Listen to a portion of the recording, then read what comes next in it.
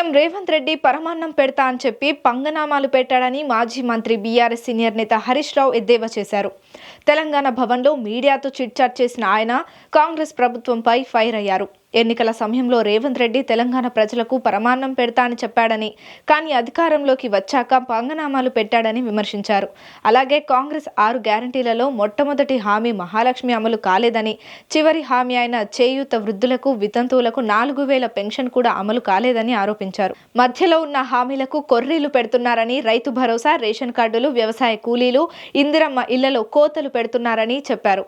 ఇక ఈ నెల 21వ తేదీ నుంచి గ్రామాల్లో గ్రామ సభలు నిర్వహిస్తామని, ప్రజలు రేషన్ కార్డులపై కాంగ్రెస్ నాయకులను నిలదీయాలని పిలుపునిచ్చారు. నమస్కారం. రాష్ట్రంలో 26 జనవరి నుంచి కొత్తగా పలు సంక్షేమ కార్యక్రమాలు ప్రారంభిస్తామని చెప్పిన ప్రభుత్వం తీరు చూస్తూ ఉంటే ఎట్లా ఉందంటే, పేదలకు సంక్షేమ పథకాలు ఎలా అందించాలనే దానికంటే పేదలకు సంక్షేమ పథకాలు అందకుండా ఎలా కోతలు పెట్టాలనే దాని మీదనే ప్రభుత్వం ఎక్కువ దృష్టి పెట్టినట్టు కనబడతా ఉంది. ముఖ్యంగా రేవంత్ రెడ్డి గారు ఎన్నికల ముందేమో అందరికీ పరమాన్నం పెడతా అని చెప్పిండు, కానీ పవర్లోకి రాగానే ప్రజలందరికీ పంగనామాలు పెట్టినట్టుంది రేవంత్ రెడ్డి తీరు. మీరు వారి 6 గ్యారంటీల్లో మొట్టమొదటి హామీ మహాలక్ష్మి అమలు కాలేదు, 6 గ్యారంటీల్లో చివరి హామీ చేయూత వృద్ధులకు, వితంతువులకు 4000 పెన్షన్, అది అమలు కాలేదు. పోనీ ఆ మధ్యలో ఉన్నటువంటి కొన్నైనా అమలు చేస్తాడేమో నిజాయితీగా అంటే, దాని విషయంలో కూడా అన్ని కోతలే ఉన్నాయి. I will explain. అందులో రేషన్ కార్డుల విషయంలో కానీ, వ్యవసాయ కూలీల విషయంలో కానీ, రైతు బంధు విషయంలో కానీ, పేదలకు ఇల్లు అందించే విషయంలో కానీ అన్నీ కూడా కోతలే ఉన్నాయి. దేవుళ్ళ మీద ఒట్లు పెట్టి మోసం చేసింది చాలదన్నట్టు ఇప్పుడు 26 జనవరి అంటే ముఖ్యంగా రాజ్యాంగం అమల్లోకి వచ్చినటువంటి దినం. భారతదేశ ప్రజలందరూ కూడా రాజ్యాంగం అనేది దైవ సమానంగా చూస్తారు ఈ దేశ ప్రజలు. అలాంటి రాజ్యాంగ దినోత్సవం రోజు ప్రారంభించే పలు అభివృద్ధి కార్యక్రమాల్లో కూడా ప్రజలని మోసం చేయాలని చెప్పి ఈ ప్రభుత్వం ప్రయత్నం చేస్తూ ఉంది. ఇది చాలా దుర్మార్గం. దీని మీద కొన్ని విషయాలు ప్రభుత్వం దృష్టికి ఓ బహిరంగ లేఖ రూపంలో కూడా తేబోతా ఉన్నాం. ముఖ్యంగా రేషన్ కార్డుల విషయంలో రేవంత్ రెడ్డి గారికి ఒక ఓపెన్ లెటర్ కూడా నేను రాస్తా ఉన్నా. I'm releasing this open letter on ration cards. ఈ రేషన్ కార్డ్స్ విషయంలో ఇవాళ రాష్ట్రంలో అన్ని గ్రామాల్లో కూడా ఆందోళనలు జరుగుతూ ఉన్నాయి.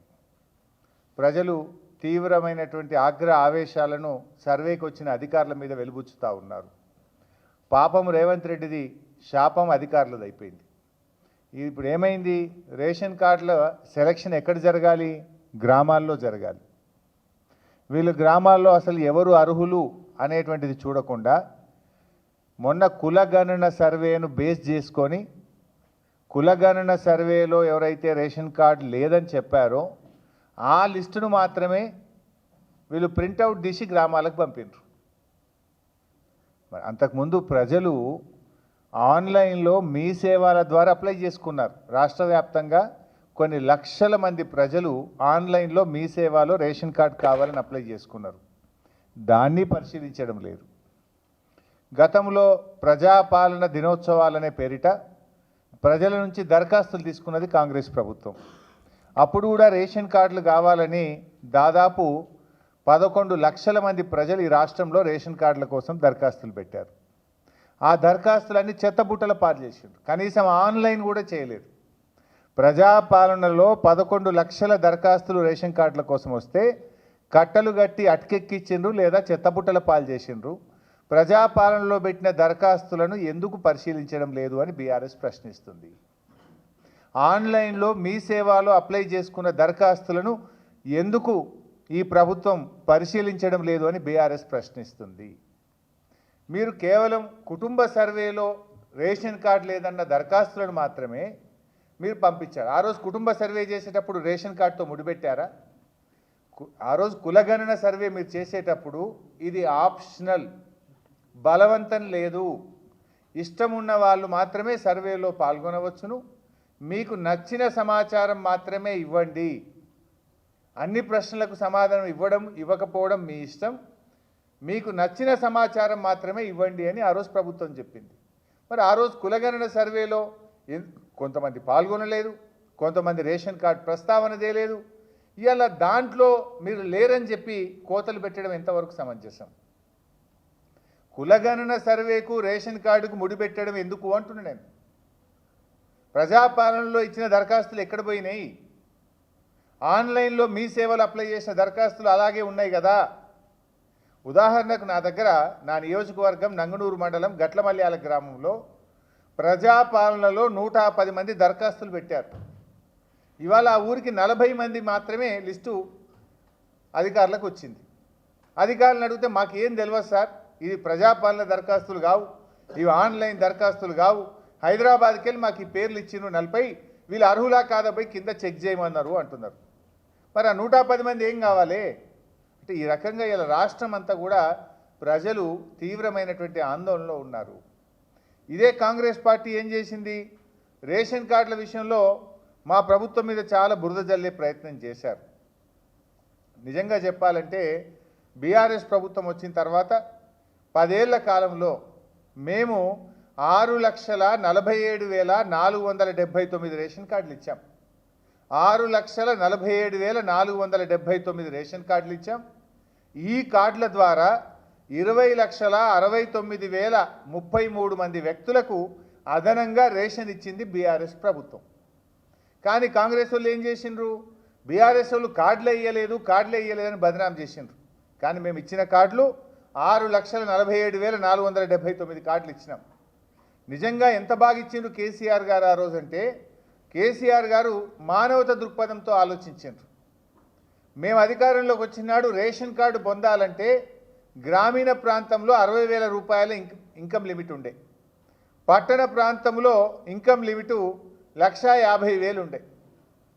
కానీ కేసీఆర్ గారు ఈ ఇన్కమ్ లిమిట్స్ పెంచాలి, పేదలందరికీ రేషన్ కార్డులు రావాలి అని చెప్పి 60,000 ఉన్నటువంటి ఇన్కమ్ లిమిట్ను గ్రామీణ ప్రాంతాల్లో కేసీఆర్ గారు 1,50,000కి పెంచారు. పట్టణ ప్రాంతాల్లో 75,000 ఉంటే 2 లక్షల రూపాయలకు పెంచారు కేసీఆర్ గారు. అంటే 60,000 నుంచి 1,50,000కి పెంచినాం, 75,000 నుంచి పట్టణ ప్రాంతంలో 2 లక్షల రూపాయలకు ఇన్కమ్ లిమిట్ పెంచినాం. ఎప్పుడు ఇది? 2014-15 మేము అధికారంలోకి వచ్చినాడు. అప్పుడు కాంగ్రెస్ ప్రభుత్వమే అధికారంలో ఉండే మాకంటే ముందు. అప్పుడు 60,000 75,000 ఇన్కమ్ లిమిట్ ఉంటే దాన్ని 1,50,000 2 లక్షల రూపాయలకు పెంచి పేదలందరికీ కూడా సాయం చేసింది బీఆర్ఎస్ ప్రభుత్వం. ఆ రోజు మేము ఇచ్చిన మెమో ఇది, నేను ఇది కూడా చదివి వినిపిస్తా. ఇది 28/11/2014 28/11/2014 మెమో నంబర్ 900. ఇందులో ఎంత స్పష్టంగా చెప్పింది మా గవర్నమెంట్ అంటే, the annual family income ceiling for issue of food security card ₹1.5 lakh and below in rural areas and ₹2 lakhs and below in urban areas. This decision has been taken keeping in view that through the outsourcing employees, low status of employees in private sector whose income is very low are not coming under the ambit of eligibility of food security cards, though they are deserving. Therefore, to cover such deserving persons under the scheme, the income limit is increased. Outsourcing ఉద్యోగులు, అంగన్వాడీలు, ఆశాలు, RTC ఉద్యోగులు, అదేవిధంగా private సెక్టార్లో పనిచేసే పేద ఉద్యోగులకు కూడా తెల్ల రేషన్ కార్డు దక్కాలని చెప్పి ఆ రోజు మా ప్రభుత్వం 2014లో పెంచింది. ఇవాళ 10 ఏళ్ళు అయింది కదా పైసా. 2014 నుంచి 10 ఏళ్ళ తర్వాత ఎంత మరి రేట్లు పెరిగినాయి, ఎంత నిత్యావసర వస్తువుల ధరలు పెరిగినాయి, ఇన్ఫ్లేషన్ ఎంత పెరిగింది. మరి ఆ ప్రకారంగా ఇన్కమ్ లిమిట్ పెంచాలన్నా వద్దా? ఆ 2014లో బీఆర్ఎస్ పెట్టిన ఇన్కమ్ లిమిటే పెట్టిండ్రు. మరి మేము కూడా ఆ రోజు గదే 60,000 గదే 75,000 పెడితే రేషన్ కార్డు ఇవ్వాల్సిన అవసరమే ఉండకపోవు కదా బీఆర్ఎస్ ప్రభుత్వానికి.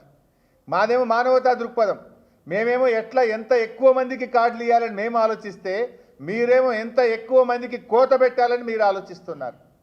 2014 నుంచి 2024కు 10 ఏళ్ల కాలంలో రిజర్వ్ బ్యాంక్ ఆఫ్ ఇండియా చెప్పిన ఇన్ఫ్లేషన్ లెక్క. రిజర్వ్ బ్యాంక్ ఆఫ్ ఇండియా ఏం చెప్పింది? Average inflation is 5.42% per year. 5.42% per year అంటే 10 ఏళ్లకు మనం లెక్క పెడితే 69.60% ప్రైస్ ఇంక్రీజ్ ఉన్నది. నిత్యావసర వస్తువుల ధరలు 2014 నుంచి 2024 మధ్య మొత్తం దేశవ్యాప్తంగా రిజర్వ్ బ్యాంక్ ఆఫ్ ఇండియా లెక్కల ప్రకారంగా 10 సంవత్సరాలకు క్యుములేటివ్గా చూస్తే అది 69.60% అంటే దాదాపు 0.7%, 70%. దీని ప్రకారంగా ఏం చేయాలి? 1.70 ఇంటూ ద ప్రీవియస్ రేట్ అంటే ఆ రోజు 1,50,000 ఉంది బైసాబ్ రూరల్లో. 1,50,000 ఇంటూ 1.7 కొడితే ఏమవుతుంది? ఆ ఆదాయము మనం ఆ రకంగా పెంచవలసినటువంటి అవసరం ఉంటుంది. కానీ మీరేం చేస్తుండ్రు? అది పెంచే ఆలోచన చేయకుండా ఈరోజు పాత రేట్లనే కొనసాగించేటువంటి ప్రయత్నం చేస్తున్నారు. మరి ఆ రకంగా మేము ఆ రోజు 2.5 టైమ్స్ పెంచాం. 2.5 టైమ్స్ అంటే 60,000ను మనం ఆ రోజు 1,50,000, 75,000ను 2 లక్షలు అంటే 2.5 రెట్లు రేషన్ కార్డులు ఇవ్వడానికి ఆ రోజు 2.5 రెట్లు గత ప్రభుత్వం పెంచింది, ఇన్కమ్ లిమిట్ పెంచింది. మీరు 2.5 రెట్లు పెంచుతారా?